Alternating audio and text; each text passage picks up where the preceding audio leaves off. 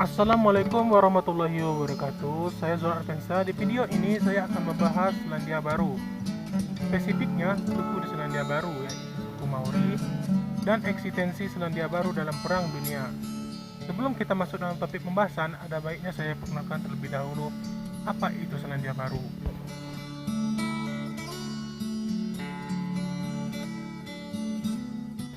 Selandia Baru dalam bahasa Maori disebut Aotearoa, artinya tanah berawan putih panjang. Bahasa Inggrisnya New Zealand adalah sebuah negara kepulauan di barat daya Samudra Pasifik, kira-kira 1.500 km di tenggara Australia, di seberang Laut Tasman, dan kira-kira 1.000 km di selatan negara Kepulauan Pasifik, yaitu Selandia Baru dan Fiji dan Tonga. Negara ini terdiri dari dua pulau besar, yaitu Pulau Utara dan Pulau Selatan, dan beberapa pulau kecil lainnya. Masuk ke topik pertama, yaitu suku Maori.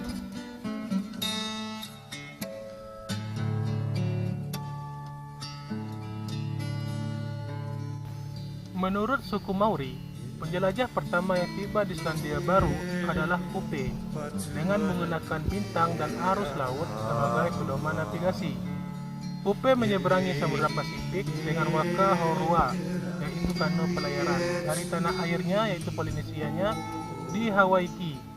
Diduga Kupe berlabuh di Hokianga Harbor di Northland sekitar 1.000 tahun yang lalu.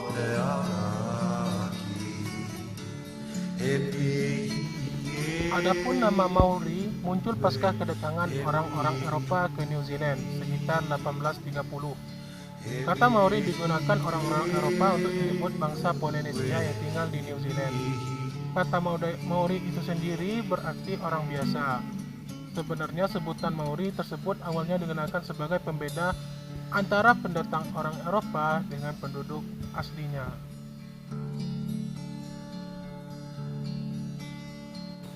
Adapun ciri khas suku Maori. Suku Maori sangat mudah dikenali dari ciri fisiknya.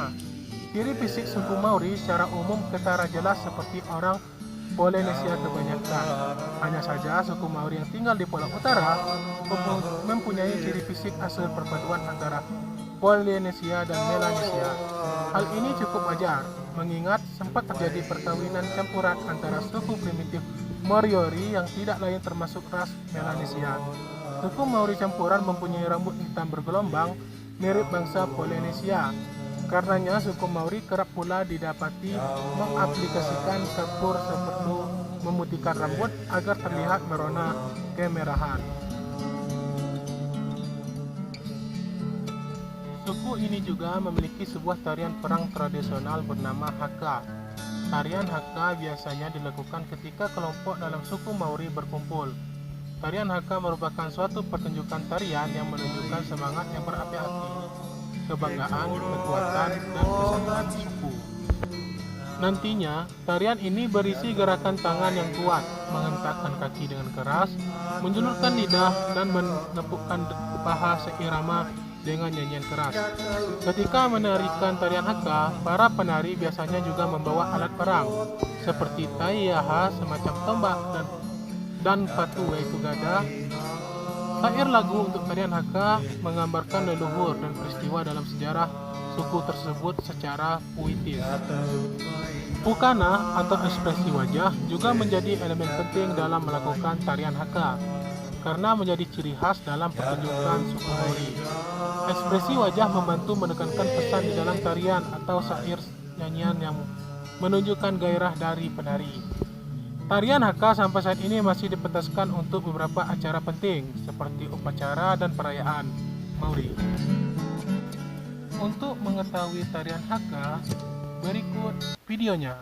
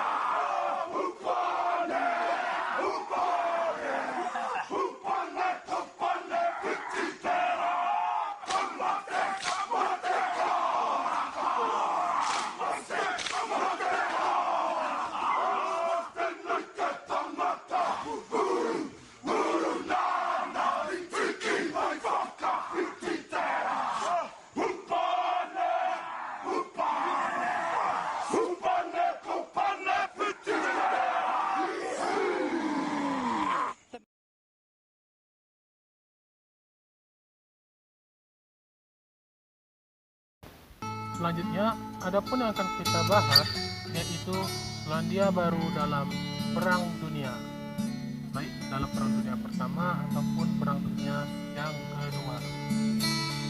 Langsung saja. Adapun sejarah Perang Dunia Selandia Baru dimulai pada Perang Dunia Pertama, Agustus 1914, ketika Inggris menyatakan perang terhadap Jerman.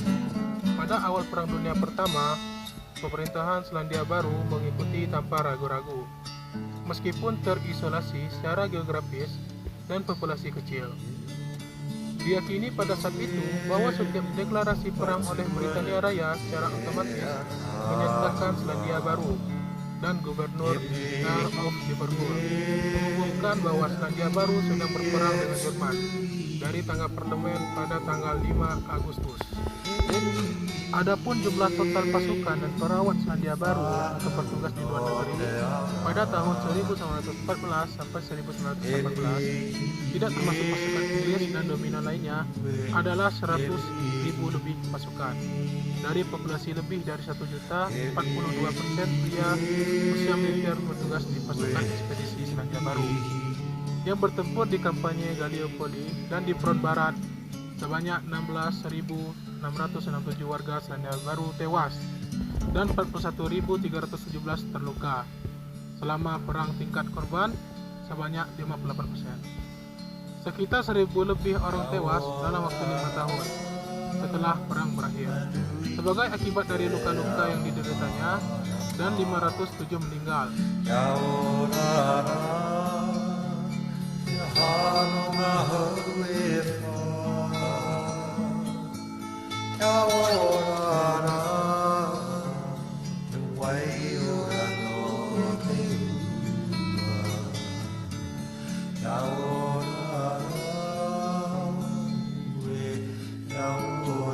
Sejarah militer Selandia Baru selama Perang Dunia Kedua dimulai ketika Selandia Baru memasuki Perang Dunia Kedua dengan menyatakan perang terhadap Nazi Jerman dengan Inggris Raya.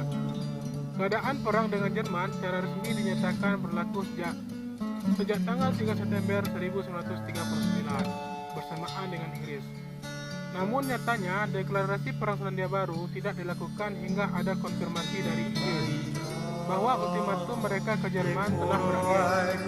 Ketika Neville Chamberlain menyiarkan deklarasi perang Inggris, sekelompok politisi Selandia Baru dipimpin oleh Peter Fraser sebagai Perdana Menteri, Michael Sefec sakit saraf dengar radio gelombang pendek di kamar Carl Brandenburg di gedung parlemen.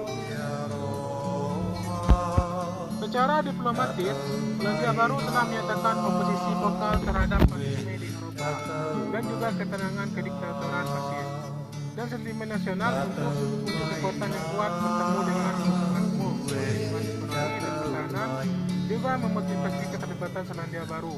Ketergantungan pada Inggris berarti ancaman terhadap Inggris juga menjadi ancaman bagi Selandia Baru dalam hubungan hal ekonomi dan pertahanan.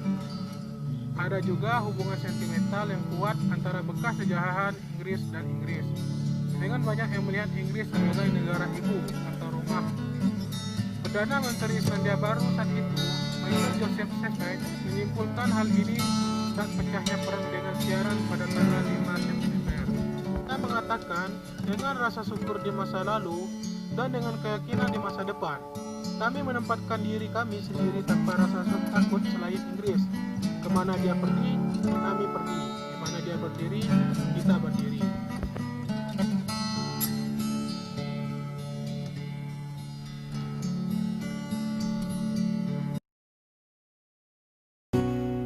Baiklah, sekian saja untuk pembahasan Selandia Baru.